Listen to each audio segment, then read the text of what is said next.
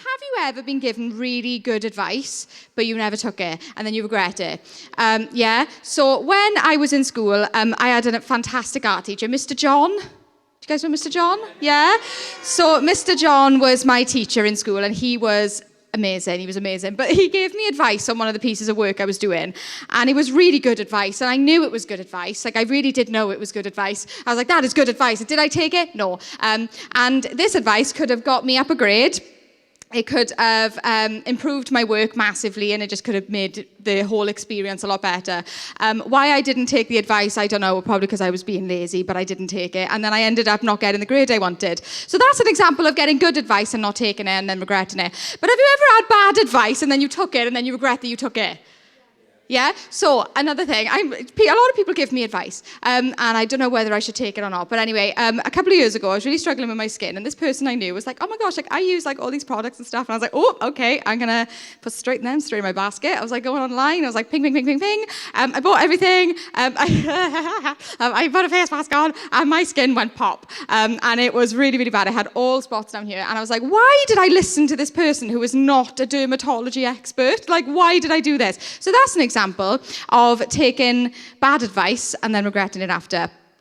And so, the bottom line is, advice is kind of a thing where we can choose to take it or we can choose to leave it. But whether we take it or leave it actually makes a really big difference in our lives, doesn't it? So if somebody advises me not to do something and then I don't do it, that could be a good thing for me. Yeah? I mean, like, if I got an allergy to nuts, don't eat nuts. That's going to save my life. Yeah? Yeah, but then if I've got an allergy to nuts and somebody says, you should eat nuts, they're really good for you. That's not good advice. If you have a nut allergy and somebody tells you to eat nuts, they don't like you, okay? So don't take the advice, all right? But as you guys know, we are Christians, and so we follow something called the Bible. And the Bible is full of advice. Now, a lot of the time I find myself reading it and I'm like, oh, I like that bit. That bit's good. That bit's going to tell me well, my plans are going to work out and the Lord loves me. And then all of a sudden I go over and then it's like, yeah, but you shouldn't be doing this. And I'm like, I don't want to look at that. I don't want to look at that bit. And that's kind of what it's like, okay? But the Bible is full of really, really good advice. And Jesus actually speaks a lot of this advice in the New Testament particularly. And so I wanted to give you a little snippet of some of the advice that Jesus gives. And it's in a place called Matthew 7, and it's called Build Your House on the Rock. And so I'm going to read it to you. It's only little. So everyone then, by the way, this is Jesus speaking. Everyone then who hears these words of mine and does them will be like a wise man who built his house on the rock. And the rain fell, and the floods came, and the winds blew and beat on that house, but it did not fall because it had been founded on the rock. And everyone who hears these words of mine and does not do them will be like a foolish man who built his house on the sand. And the rain fell, and the floods came, and the winds blew and beat against that house, and it fell. And great was the fall of it. So imagine that there are two people, and they're looking out onto Aberavon Beach. They're looking out, and one of them says, right, I'm going to build my house right there. And he chooses the sand. And so he goes down onto the steps, he's on the sand, he's building his little house, and it's built. Lovely, hooray. The other guy, I'm looking over at the pier. You guys know the pier, yeah? You do know what I'm talking about, don't you? Okay, cool. So he goes over to the pier, and he builds his house on the pier. Sorted, lovely. And then they're all snuggled up inside, all cozy. And then it's Wales, guys, so we're going to get battered, right? There's going to be a hurricane with a name, and it's coming in, it's beating against this house, it's like going like no tomorrow. So the man in the sandy house is absolutely bricking it, okay? He's thinking, flip, my walls are falling down, everything is crumbling beneath me, and by the end of the storm, his house is on the floor, and he is homeless. But then the other guy on the pier, he was able to dig up his foundations, he, put it all solid on the bottom, he then built his house, same material as the other guy, built his house and everything, and it withstood. Because it had good foundations, yeah? So, general science, the guy who built his house on the sand needs to rethink his option, right? Because the sand is not a good place to build a house. And that is kind of what Jesus is saying here. He's saying that if you, take other advice and do other things, then it's like building your house on sand. It may look nice, and it may look absolutely brand spanking new, and it looks great, and your walls look all nice, and you painted your walls, you've got the nice double glazing windows, you got it all. But then the minute something happens in life, whether it be financial problems, whether it be friendship problems, whether it be any problem, boom, your house goes down straight away. That's it, game over, you got to build again.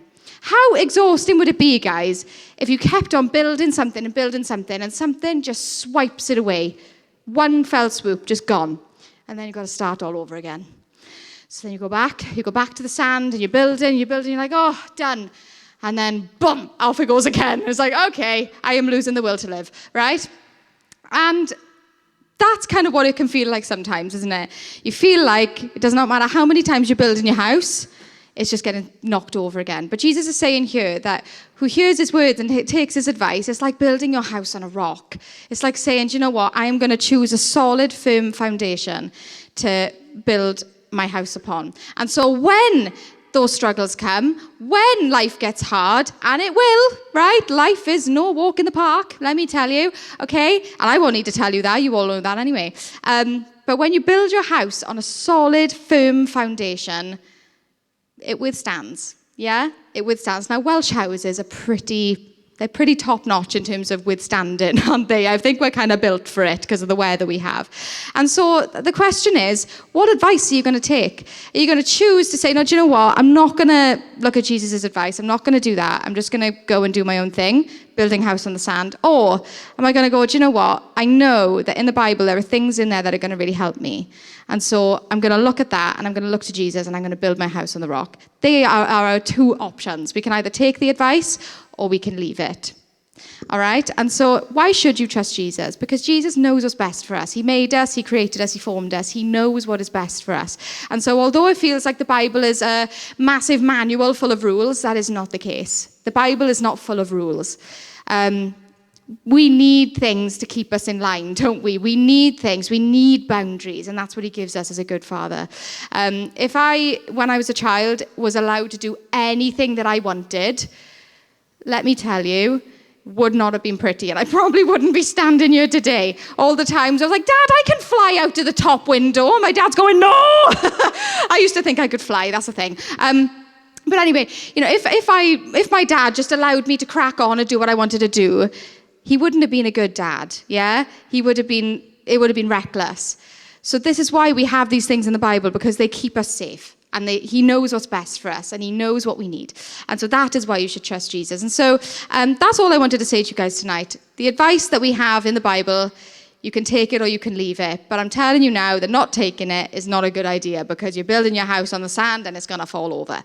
But it doesn't have to be that way. It does not have to be that way. You do not have to keep on rebuilding your house.